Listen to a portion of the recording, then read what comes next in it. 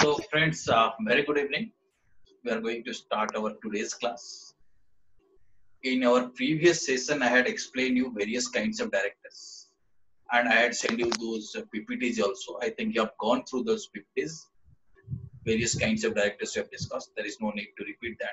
Today, we'll be talking about the appointment of directors. Do you have any query regarding the type of directors that we have discussed in our last class? Do you have any query regarding that? Various types of directors? Or should we let us quickly brush up about various types of directors? What do you say? Yes, sir. We will go today, sir. We'll straight start with appointment. Yes, sir. Okay, fine. So I'm sharing with you the relevant screen regarding appointment of directors.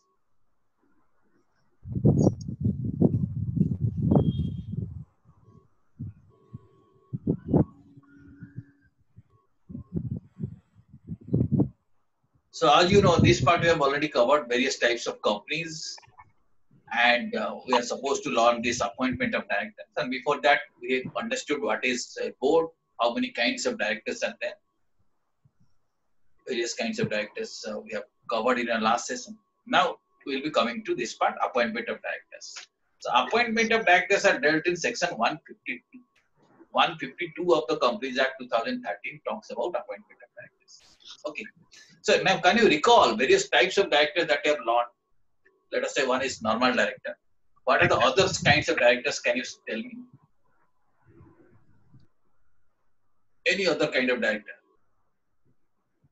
So, women director. Women director. Okay, some category of company need to appoint women director. Not all. Only some specific kind of directors. Then any other managing director. Managing director. If director may be entrusted with substantial responsibility, he may be called as managing director or something similar kind of name can be given, CEO and all, but he'll be understood as managing director. Then what else? Alternative director. Alternate director. Executive director. Executive and non-executive directors. That is what we have understood. There is a group of directors who only participate in the, you can say, policy framing. We call them as non-executive directors, and there are the directors who handle the affairs of the company. We call them as executive director. This is one way we understand the directors. Okay, then what else? Trustee director. Technical. No, technical director, like this kind of name you can give in any company can have these directors. Okay. Director of finance, director technical, director of director operation, like this. This kind of we can give names like this, and they are in fact a kind of executive director. Yes, sir.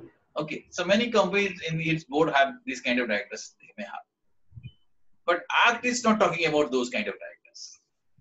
Act says executive, non-executive. So you can give names as per your choice. Then one independent director we had discussed. Have you understood? Have you recalled? Yes, sir. Certain companies need to appoint independent directors in them. Okay. And what is an alternate director?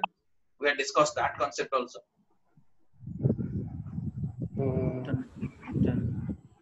Any director who is not available in India. Okay, it's not in India. Yeah. For not less than for a period not less than 3 months, an alternate director can be appointed in each place. Yes, sir. Okay. What is additional director? Can you recall? Additional director.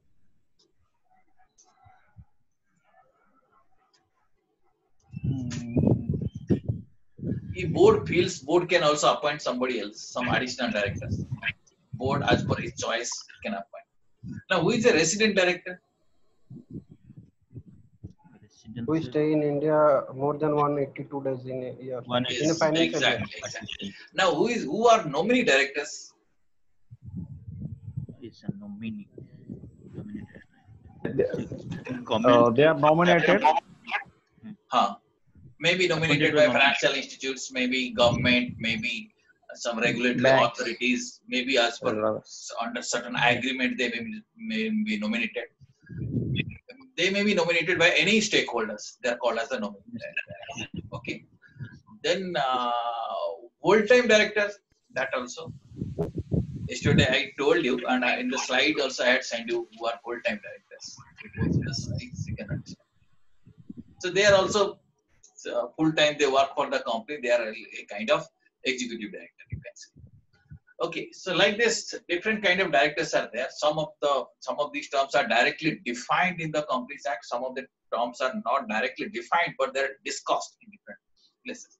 So there is a kind of director who needs to be appointed by small shareholders. There is also a concept, director who represent the small shareholders.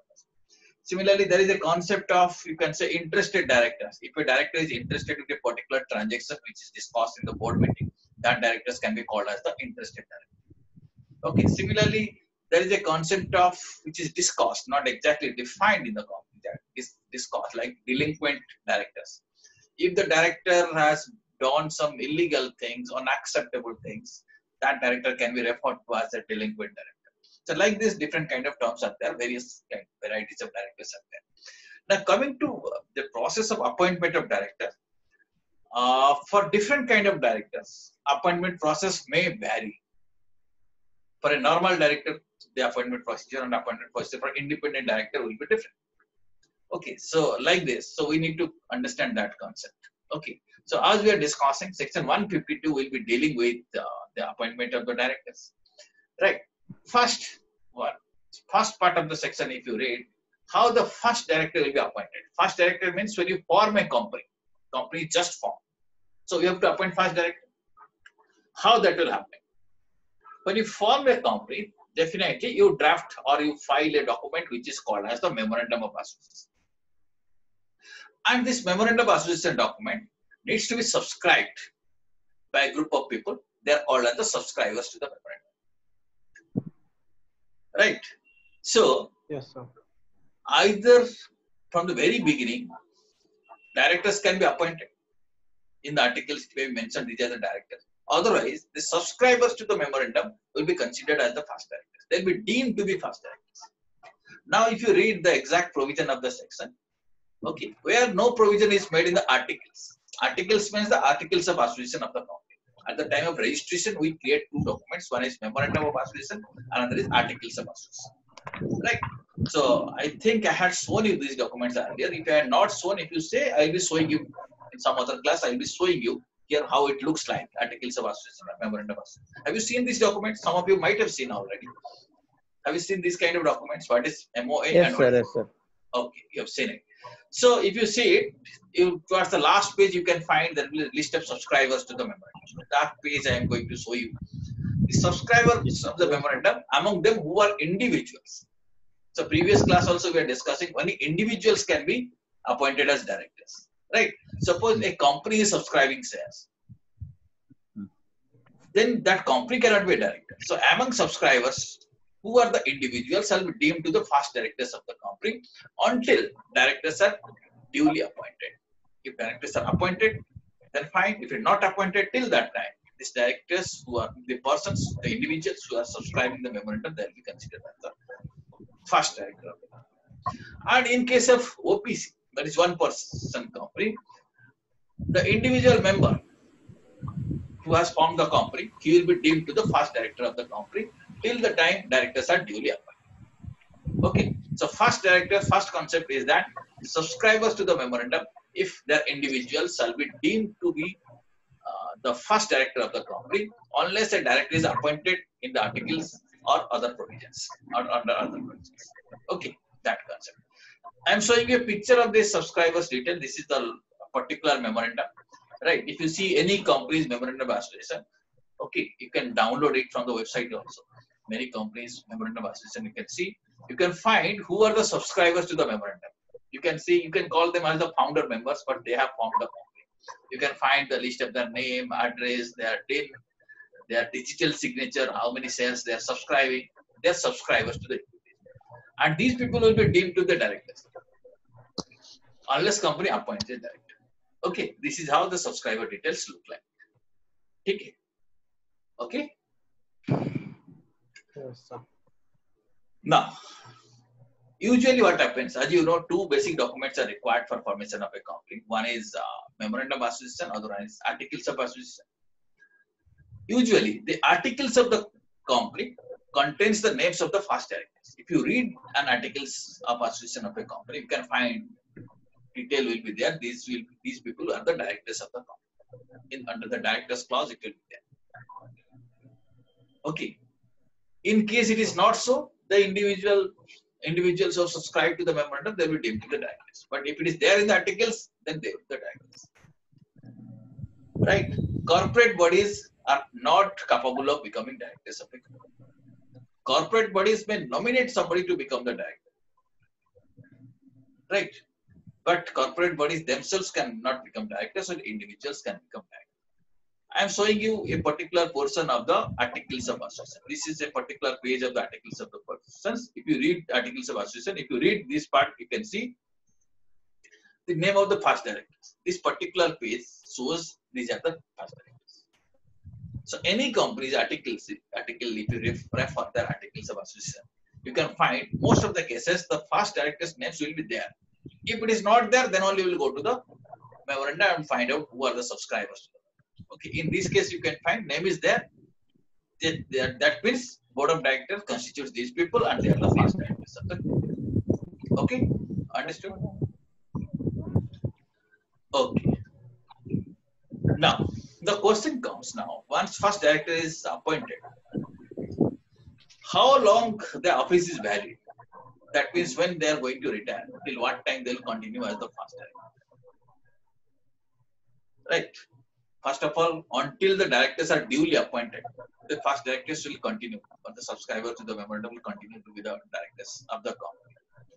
And the first director's term is limited for holding the office till the date of first AGM. Okay, so how long they can hold? Till the date when the first annual general meeting is held. Okay, when the company holds the first annual general meeting, till that time the first directors will continue to be the directors. Okay, then subsequent directors will be appointed in that AGM. Right? Yes. So here you have to keep one thing in the mind. Generally, a normal director is always appointed in a general meeting by members. Right? Except additional directors, alternate directors, they are different. Their appointment processes are different. But normally, directors are appointed by the members of the company in the annual general meeting. And the first directors who are appointed through memorandum, they will continue to occupy the office as directors till the first annual general meeting. Okay.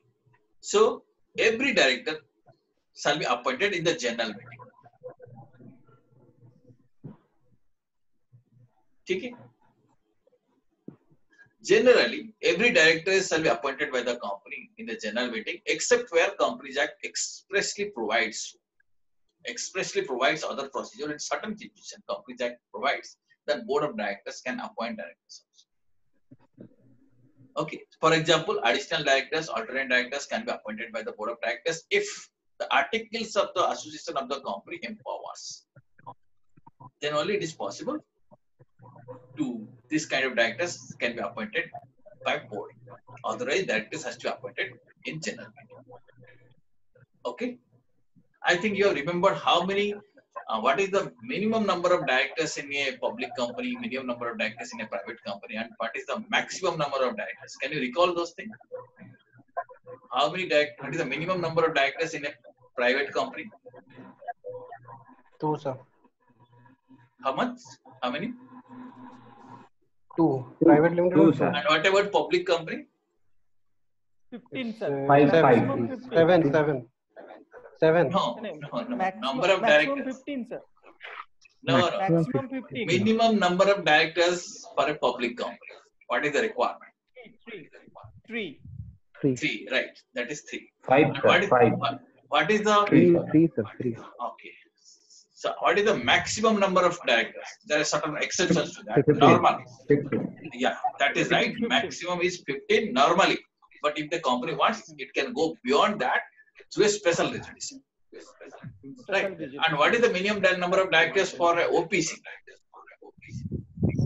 That is also 3. 1. 1. 1. OPC, is One. OPC 1. OPC is 1. Sorry, OPC 1. Okay.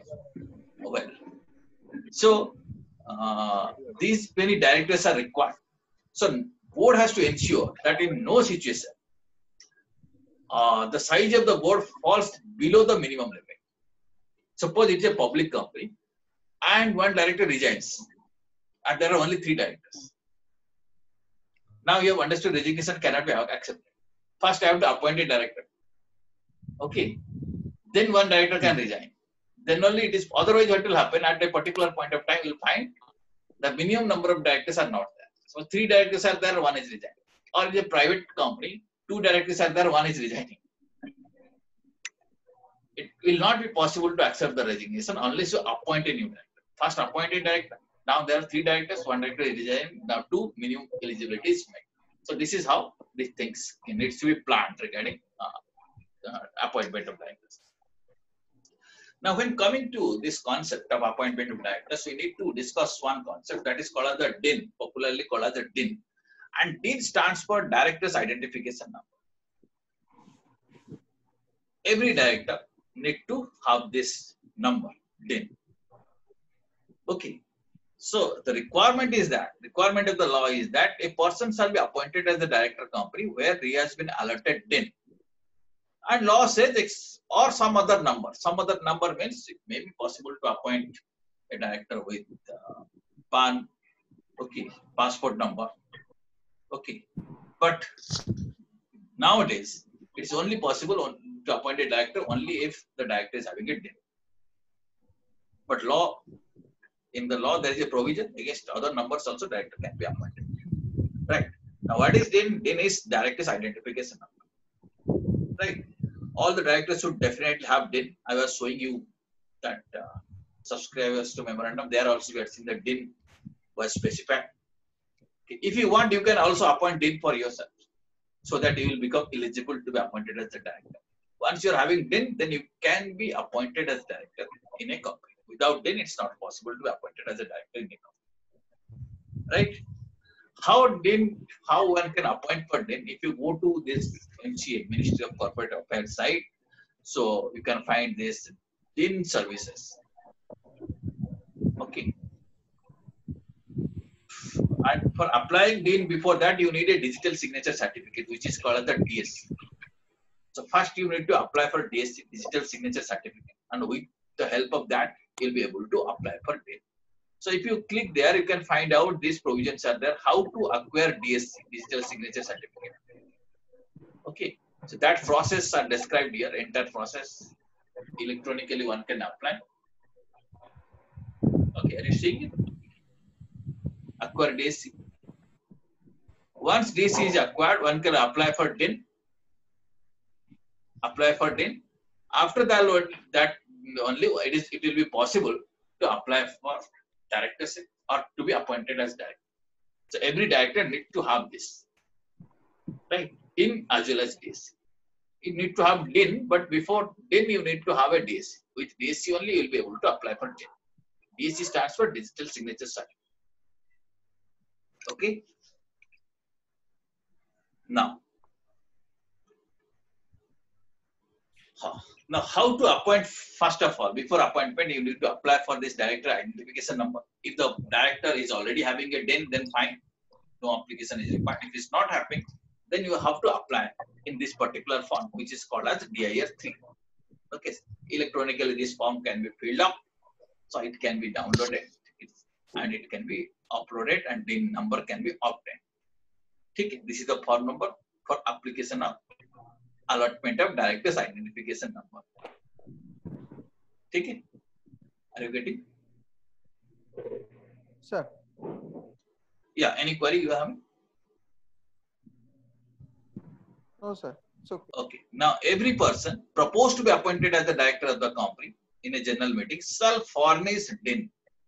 First of all, he needs to have DIN, director's identification number. Okay, that is one thing. And in addition to that, he has to also submit a declaration that he is not disqualified. Disqualifications of the directors will be learning subsequently. But right now, at this stage, we need to understand, first of all, DIN has to be submitted, plus a declaration that he is not disqualified for being a director, that declaration is also required. That also needs to be furnished to the company. Okay. Yes, sir. Then a person appointed as director shall not act as a director unless he gives a written consent to hold the office as a director. So before appointment, he has to give then and this a declaration that he is not disqualified. Plus, he has to also give a written consent that he is willing to be appointed as a director. And this written consent also has to be filed with ROC. Right. So these are the documents required. The consent shall be furnished to the company on or before the appointment as director in form DIR2. DIR2, this is a sample format I am showing. In this format, declaration has to be given that consent to act as a director. That person is willing to be appointed as a director. This is the format in which detailed declaration has to be given. This is called as the DIR. No. Right. Okay, understood? Yes, sir. Now, after receiving this document, that is the declaration on the this thing, that intimation or the consent that the person is willing to be appointed as a director, then what the company will do? Company shall file it with the register of the company within 30 days from such appointment, and in a particular form that is popularly called as the DIR12. So DIR12 is filed. That means intimation is given to the register of the company that this person has been appointed as the director, and all the document he has submitted. Okay. Within 30 days from the appointment, this DIR12 needs to be filed. Yes. Okay. This is the format of DIR12. Particulars for appointment of the directors and key management personnel. This is a standard format. So this form can be uploaded electronically, and the declaration, director's consent letter, all these things has to be scanned, and the scanned copy has to be attached there. This attachment can be sent. Okay. This is a simple process of appointment of the director. Now, we'll see some additional things. Yeah.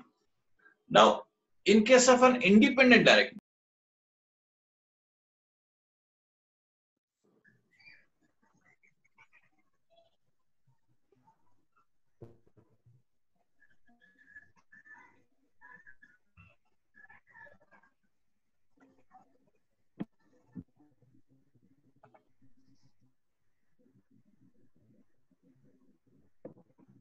What happened, sir? yeah, is it visible to you? Awesome. Wait a minute. There is some net connectivity problem.